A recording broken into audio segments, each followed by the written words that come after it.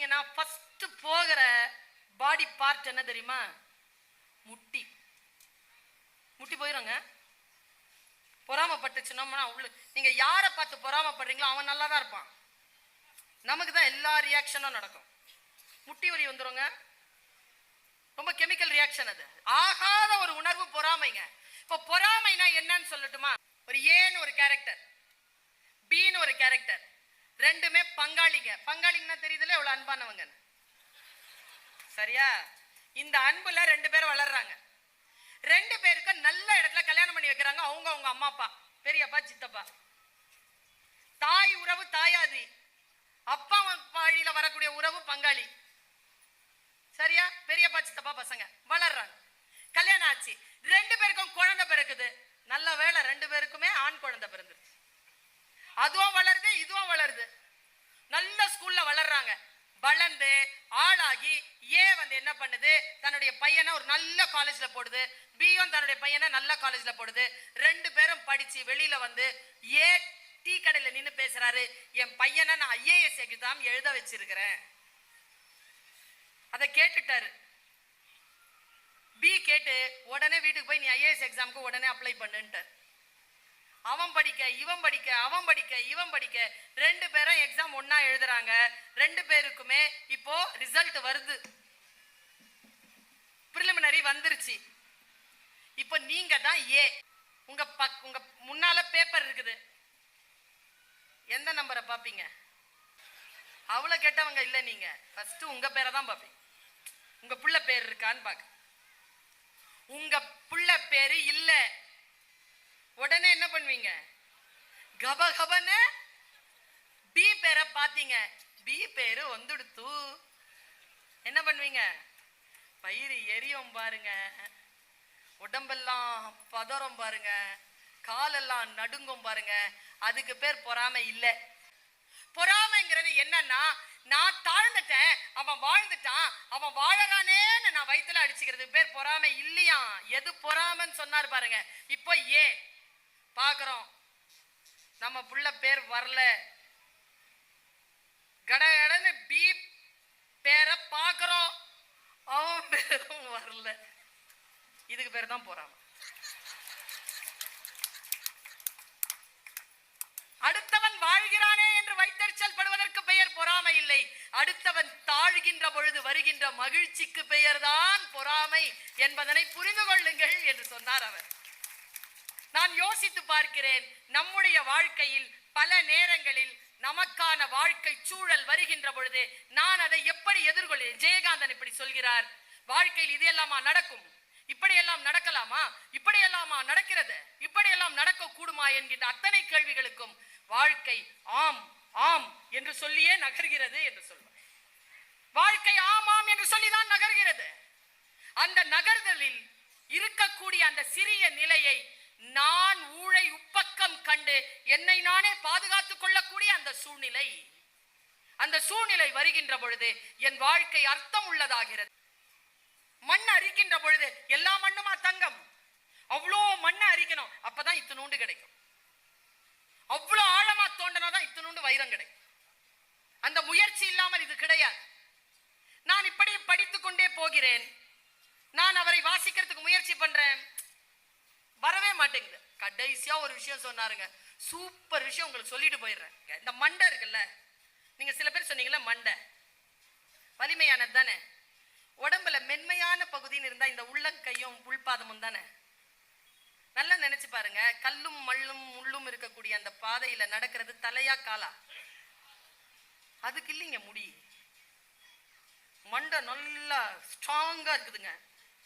ஆனா அதுக்கு இயற்கை ஏன் முடி கொடுத்து வச்சிருக்குது? இந்த முடி எதுக்கு? இயற்கை ஏன்? அவர் நடத்துறாரு கிளாஸ். ஆனா நான் கன்வின்ஸ் ஆயிட்டேன். அதுல நான் அது உங்களை கடத்திட்டு போறேன். ஏன் இது கொடுத்துருக்குன்னா, இந்த தலைக்குள்ள ஒரு மேட்டர் இருக்குது, மூளைன்னு பேர். அதுக்கு அது உடம்புல இருக்கக்கூடிய மற்ற உறுப்புகள் போல அல்ல. ஆக்சிடென்ட் ஆயிட்டு வெளியில கிடக்கும் பொழுது உறுப்புகள் அருந்து அரையணும் கிடத்தா நீங்க பாத்துக்கோங்க, மற்ற உறுப்புகள் எல்லாம் கையில இருந்து எடுத்துடலாம். நீங்க மூளையை மட்டும் எடுக்க முடியாது, ஒட்டிக்கும். அந்த மூளைக்கு மேல ஒரு சவ்வு இருக்கு, கூலண்ட் ஒண்ணு இருக்கு, ஒரு நீர்த்தன்மை இருக்கு, ஒரு பசை இருக்கு. அந்த பசை இருக்கு இல்லையா, அந்த பசை தான் என்னை பேச வைக்கிறது, உங்களை கேட்க வைத்துக் கொண்டிருக்கிறது.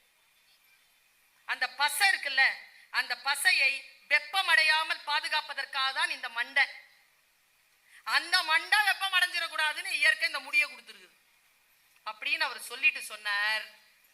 இந்த மண்டைக்குள்ள இருக்கக்கூடிய அந்த கூலண்ட் இருக்குல்ல, அது காய்ந்தால்தான் கோபம் வருகிறது, அது காய்ந்தால்தான் வன்முறையில் ஈடுபடுகிறார்கள். அதனால்தான் பல பேர் சொல்றது கேட்டிருக்கே, போயிரு என் மண்டை காயுது, கேள்விப்பட்டிருக்கீங்களா? மண்டை காயுது, என் மண்டை காய வைக்காத, போயிருன்னு அவர் சொல்றாருங்க. அந்த கூலண்ட ஒருபோதும் காயாமல் நாம் பாதுகாத்துக் கொள்ள வேண்டும் என்றால் நம்முடைய தன்னுணர்வில் நாம் இருக்க வேண்டும். அந்த தன்னுணர்வில் நாம் இருப்பதற்கு, அந்த பேலன்ஸா இருக்கிறதுக்கான முயற்சிகள் தாங்க இத்தனை ஆட்டமும். என்னை நான் மற்றவர்களுக்கு பாதுகாப்பு இன்மையான ஒரு ஆயுதமாக மாறாமல் இருப்பதற்கான வழிமுறை தான். ஒருத்தர் சொன்னா யோகா செஞ்சா நான் நல்லா சந்தோஷமா இருப்பேன். நான் குரு சொன்னார், நீ யோகா செஞ்சா உன்னை சுத்தி இருக்கிறவங்க சந்தோஷமா இருப்பேன். அதான நோக்கமே, சைலண்ட் ஆக்குறது தானே நோக்கமே. எல்லாம் ஒன்னும் செய்ய முடியாம சைலண்ட் ஆக்குறது தானே நோக்கம். பாருங்க, யார் இந்த உலகத்தில் தன் உணர்வு பெற்று நின்று ஜெயிக்கிறார்களோ அவர்களுடன் இந்த உலகம் நின்று அவர்களை பின்தொடர்கிறது. யார் தோற்கிறார்களோ அவர்களை பின்தொடர்வது இல்லை. ஒரு விஷயத்தை உங்களுக்கு கடத்திட்டு போறேன். இந்த உலகத்தில் நீங்கள் மறுபடியும் பெற்றுவிட முடியாத அந்த வாழ்நாளின் மணித்துளிகளை இதோ என் பேச்சுக்காக தந்து கொண்டிருக்கிறீர்கள். நான் வாழ்க்கையில் மறுபடியும் சம்பாதித்து விடாத என் வாழ்க்கையின் மணித்துளிகளை உங்களுக்காக தந்து கொண்டிருக்கிறேன். பெண்களிடத்தில் நான் மிக கவனமாக இதை சொல்கிறேன். பாருங்க, மகாபாரதத்துல ஒரு காட்சி.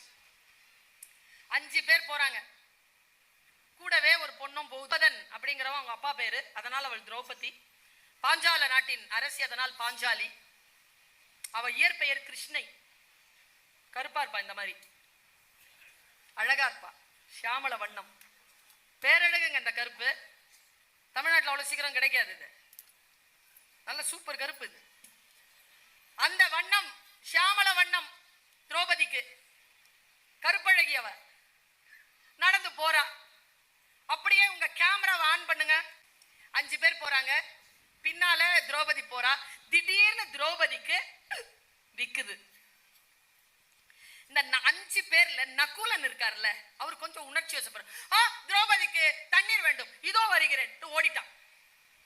5 பேரும் இப்ப நிக்கிறாங்க, ஒருத்தன் இல்ல, வெயிட் பண்ணிட்டே இருக்கிறாங்க. 10 நிமிஷம் ஆச்சு, ஆளை காணோம்.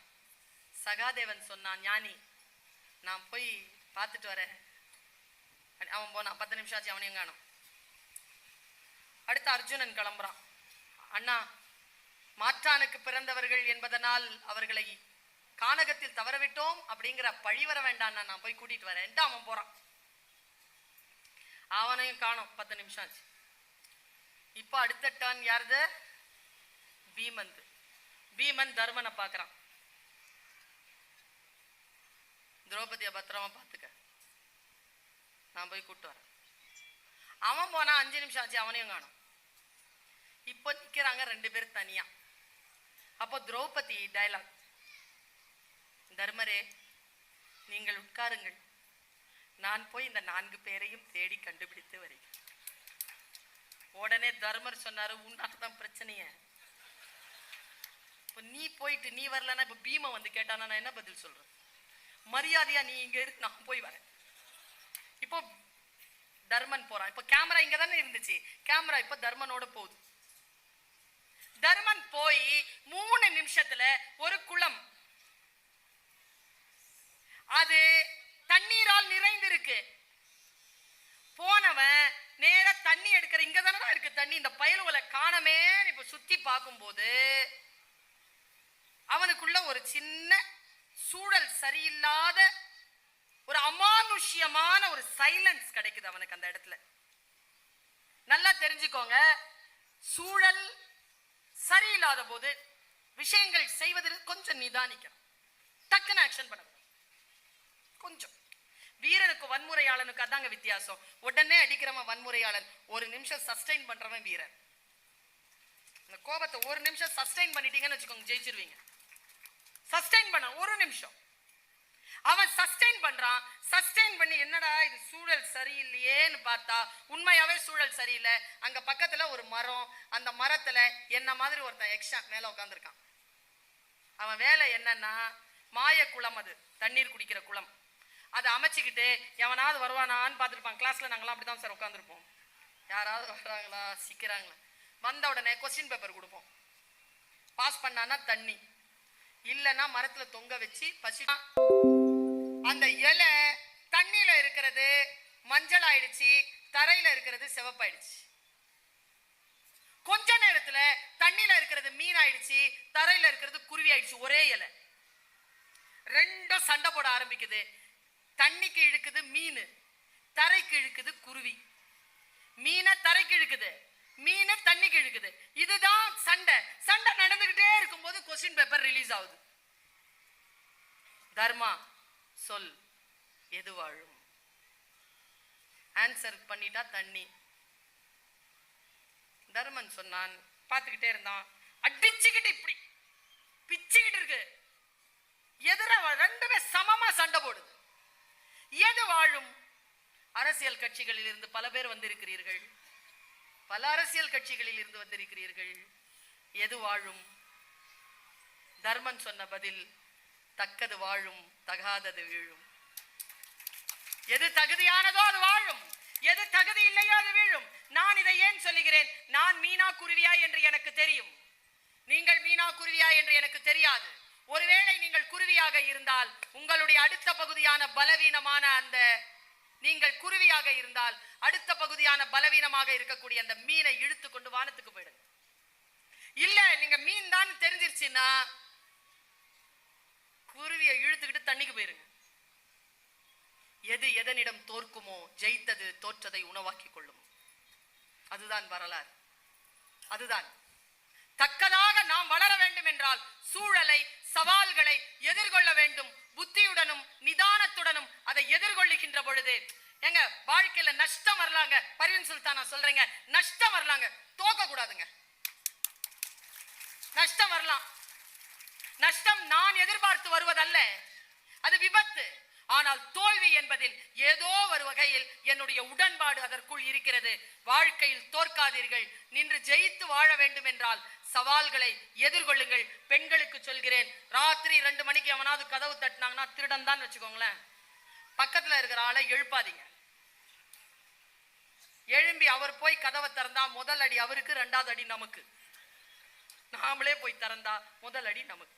எப்படியோ அடியிலிருந்து தப்ப முடியாத பொழுது போய் எதிர்கொள்ளுங்கள், விஷயங்களை எதிர்கொள்ளுங்கள். பொதுகளத்திற்கு வருகின்ற பொழுது ஆண்கள் பெண்களை அழைத்து வாருங்கள். பெண்கள் வர வேண்டும் என்று முடிவு செய்துவிட்டால் தனியாக புறப்பட்டு வாருங்கள். வாய்ப்புக்கு மகிழ்ச்சி. நன்றி, வணக்கம்.